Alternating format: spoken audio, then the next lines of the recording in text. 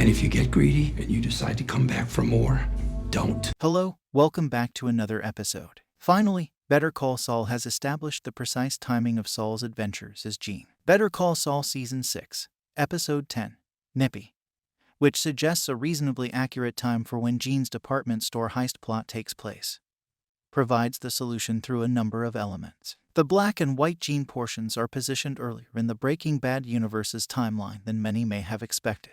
Better Call Saul begins with black and white sequences depicting Gene Havoc, the person once known as Jimmy McGill. Gene here saved the day. He even fixed my dumb scooter. And then Saul Goodman, framing Better Call Saul from the very beginning. The monochrome sequences imply that Saul, who went into hiding under the identity Gene, finds his new life as a polite Cinnabon employee to be soul-crushingly dull in comparison to his escapades as a criminal lawyer. The VHS tape-like beginning sequence in Better Call Saul Season 6, Episode 10, changes to blue, indicating that the show has finally caught up to Gene's location in the chronology, where it spends the whole episode. There are various hints about when the action takes place in the same Better Call Saul episode. The chats Gene had about Nebraska Cornhuskers football with the security guard stand out the most. The guard brings up the squad's defeat against an unranked Texas team during their initial talk. This game actually occurred on October 16, 2010, according to real-world records. Therefore, this scene must have occurred the week following this game and before the mentioned Oklahoma State game on October 23rd. The Huskers then went on a winning streak, which restored the guard's mood but, in real life, ended with a loss to Texas A&M on November 20th, meaning that the recast Jeff's infiltration of the department store took place less than a month after Gene delivered his first pair of Cinnabons to the guards.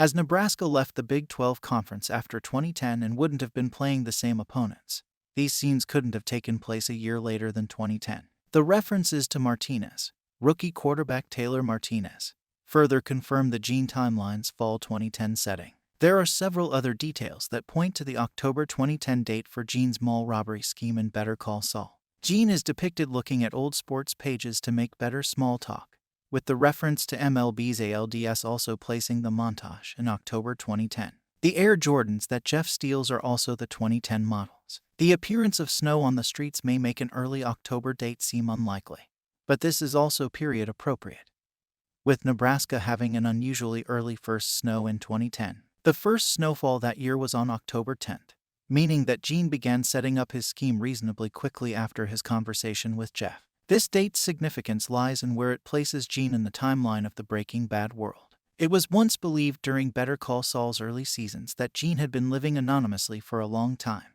since Bob Odenkirk portrayed him as a much older and more broken-down guy. The series' conclusion of Breaking Bad, however, took place on September 7, 2010, while the events of the show occurred between 2008 and 2010. This implies that Gene's narrative took place within a few weeks of Walter White's death, and, presumably, not much longer after Saul assumed his identity. The biggest repercussion of the timeline revealed in Better Call Saul Season 6 Episode 10 is that Gene was forced to go back to his former habits after only a few months of boring existence in Omaha.